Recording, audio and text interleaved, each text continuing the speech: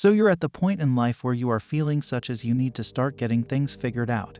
But thanks to your ignorance, you spend all of your free time on games, TV shows, and social media. I cannot do anything about your sloth, but after watching this video, hopefully, you will not be quite so ignorant. Getting your confidence up involves a 3-step attack. 1. Fix your basics. Part of the rationale you are feeling so anxious and helpless is because you've got it in your head that you're worthless. Maybe not completely worthless, but people your age are miles better than you, and both you and that they realize it. Before you'll start telling yourself, damn those people, I know I'm awesome. You've got to do a reality check or a minimum of efforts to be on your way there. Your tasks are: keep those grades high, lift weights, eat a diet high in protein, dress better, get a halfway decent haircut, clean up your room, your locker, your car, learn to cook. 2.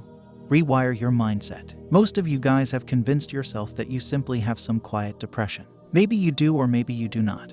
But either way, your batteries are probably sitting on low, meaning you are not getting to want to try to do much of anything. Okay, fine. You are going to have tons of free time. I do not care what you fill it with, but stop filling it with crap. The keys to avoid short-term dopamine hits because those will make your brain chemistry even worse. No adult content. It rewires your brain. You will not feel attracted to a cute girl your age wearing a pleasant outfit, because constantly watching picture-perfect models on daily basis will desensitize your dopamine receptors. No video games. If you are going to play, attempt to play with someone that you simply know instead of just sitting there alone. The more you begin getting your other shit together, the more you are going to understand video games are an enormous waste of your time unless they seem to be a group activity. And the more you begin occupation social circles that have successful people in them, the more you are going to understand that winners do other things besides play video games once they get together. But that's an epiphany for a later date. No caffeine. Caffeine will mess up your sleep. Coffee might be a crutch for you, and no one learns the way to walk, much less run, if they're stuck counting on a crutch. If you're drinking soda, cut that immediately. Sugar is about the worst stuff you'll possibly fuel your body with, and it will rot the teeth out of your head. Learn from people that you admire. There are many people out there that do have their life together, and they are quite willing to inform you ways they did it for free of charge. During this day and age, the sole excuse for not knowing the way to do some basic shit isn't having the willingness to hunt it out. Don't binge on entertainment. Reading, exercise, meditation, walking the dog, hobbies like painting or photography, where you're making something within the world. A part-time job, doing chores. Stop thinking you do not have time to try to do stuff. Most of you're wasting 4+ hours each day between video games, YouTube, and Netflix. If you set yourself a rule to avoid all that, you would be amazed what proportion of your day still must be crammed with something. You'll make it something worthwhile. Both male and female are on dating apps thinking that the things that they consume are what defines their personality, instead of the things they produce. It's to not your credit that you simply just like the Game of Thrones. A retarded ape could also just like that too. Define yourself by what you can do. Get more sleep. Quality sleep when it's dark outside, not lying in bed all day. Don't keep your phone or your laptop near your bed. If it's 10:30 in the dark and you are not tired, meaning you ought to or more physically active during the day, you'll simulate the effect by taking an extended, cold shower. Stand under the water until your teeth are chattering. 3.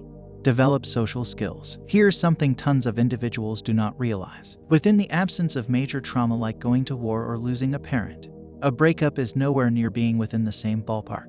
Women are replaceable. Also, once you've broken through a specific sort of social anxiety, it's gone forever. There's little to no backsliding. Desensitization will do the trick. Go do things that scare you a touch bit. It'd take 3 or 4-fold before it stops scaring you in the least.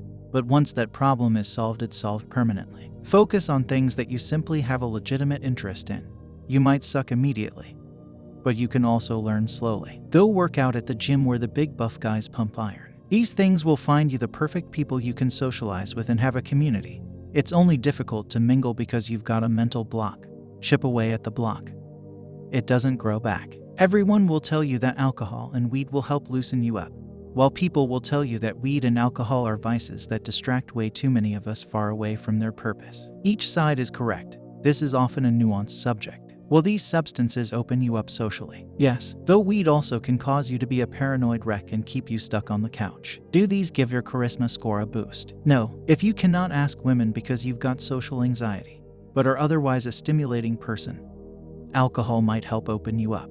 If women don't want to speak to you because you are boring, alcohol won't help in the least. Should you attend an event where there will be drinking and smoking? Maybe. Is it a safe environment with people you trust? Then probably okay. If you get caught, are you getting to lose your job? Then probably not. Are you scared or weak if you do not drink or smoke? No. Is getting high or drunk an accomplishment? No. Going out and getting drunk might assist you socially, but it is a small part of getting yourself together.